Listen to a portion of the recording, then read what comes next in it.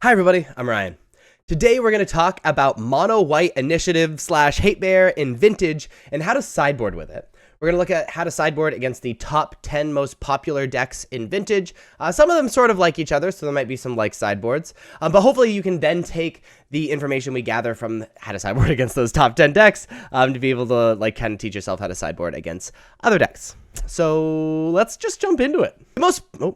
Oh my god, that would have been awful if I just like started doing it without switching over. The most popular deck in vintage is Paradoxical Outcome. It's a deck that plays a ton of artifacts and then either tinkers into like a big dumb guy or eventually kills you by like taking infinite turns and just like playing a stupid creature or like carting up a Worm Coil Engine and things like that. So obviously because they play so many artifacts, we're bringing in Null Rod. If we bring in Null Rod, we kind of choke them of their mana. And that is all I like against Paradoxical Outcome. We're going to shave 3 Solitude. I like keeping in one of the Solitude in case they like, again, carn up a Worm Coil Engine or they play like Sphinx of the Steel Wind or something like that. But yeah, this is how I sideboard against Paradoxical Outcome.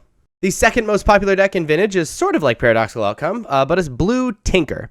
So this deck is more of like a control-y mid-range deck. It still plays a ton of artifacts, hopefully eventually killing with Bolus of Citadel or Shieldred or just choking you out with Hull Breacher. But it plays a lot more just like normal spells. Against this deck, I also like Null Rod because again, it can choke them on their mana, it can make them not kill us with Bolus of Citadel, etc., etc.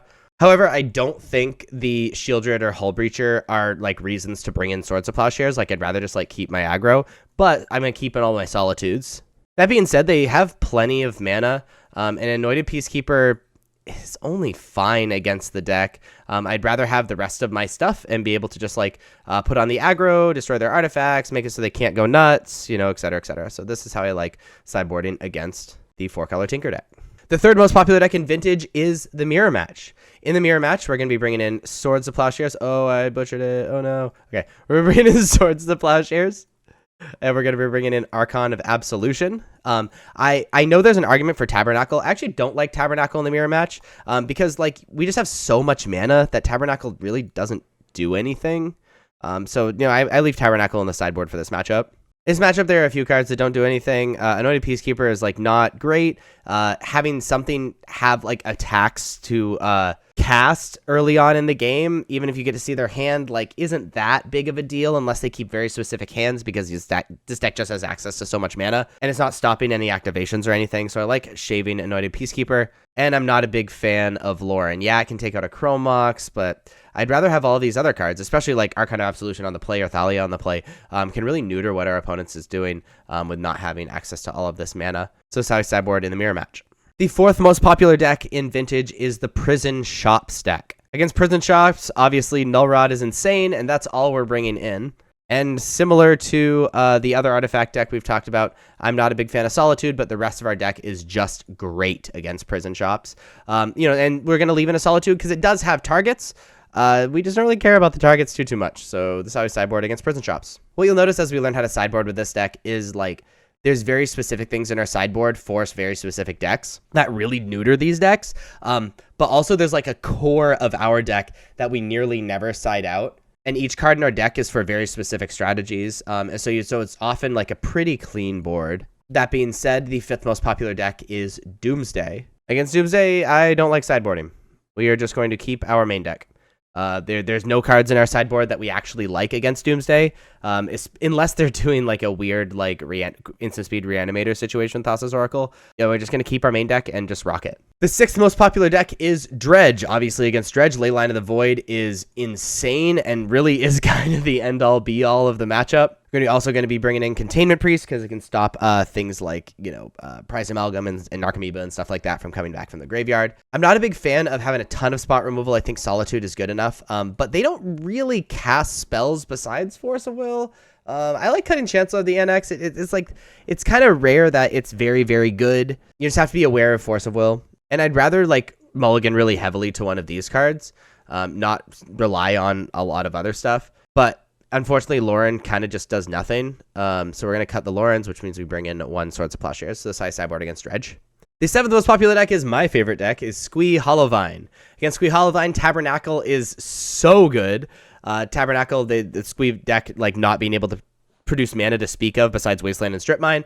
So even after they combo, you can kind of just wipe their board. Swords of Plowshares is obviously excellent. And Leyline of the Void, while not amazing because they can still cast Root Wallows and Hollow Ones through it, it makes them not cycle with Master of Death and Squee, and then also makes it so they can't do a Vengevine Nut on you. So we're going to side in Leyline of the Void as well. That being said, Thalia is okay. It can stop the Force of Wills and stuff like that, but I'm not super worried about stopping Force of Will. I'm worried about like stopping their aggression, and if we stop their aggression, it's over. So we're going to side out the Thalias. Similarly, while Chancellor of the Annex can stop like a Hollow One thing or something like that, I think it's really corner case when Chancellor of the Annex is actually good, again, besides Force of Will. And if we're doing this other stuff, we don't really care if one or two of our things get Force of Willed. And then beyond that, we need to cut one more card. We want to keep all these cards. Lauren kills a Hollow One, Anointed Peacekeeper gets to name Bazaar Baghdad and just shut down their deck, et cetera, et cetera. So we're just going to shave a Lotus Petal. And that's how I sideboard against Sweet Hollowvine. The 8th most popular deck is Jeskai Control. So this is a Lurrus deck surrounded with Ragavan and sometimes Monastery Mentor, Dreadhorde Arcanist, things like that. It's just like plays control cards. So we don't die to Ragavan and Dreadhorde Arcanist and stuff like that. We bring in Swords of Plowshares. They don't run enough creatures to justify siding in Tabernacle, so we're just bringing in Swords of Plowshares. They don't have enough artifacts or enchantments to really matter, so we're going to side out of Lauren. And frankly, Anointed Peacekeeper just makes things cost more, which is fine, but not great, so we're going to shave one of those. So this is how I sideboard against Jeskai Control. The 9th most popular deck is Oath of Druids, which essentially just cheats Atraxa on the battlefield. That being said, Containment Priest is excellent, A++. And because they don't have a ton of cards and they're just cheating a single Atraxa on the battlefield, I think it's reasonable to assume if they combo on us, we have a Solitude. So I actually just like bringing in a single Containment Priest. Unfortunately, they run a lot of Planeswalkers that we really want to stop, so Anointed Peacekeeper is really good. Lauren's really good because Oath of Druids they need to go through an entire turn cycle to do Oath of Druids, so we can just kill their enchantment. But they don't really combo with the deck, so we're just going to sideboard out one Archon of Emeria, and that is how I sideboard against Oath of Druids. And the 10th and final deck we're going to talk about how to sideboard against in Vintage is Sultai Midrange. Now, Sultai Midrange deck is a Deathrite Shaman, Tarmogoyf deck, Oko deck, and it just plays a bunch of great cards.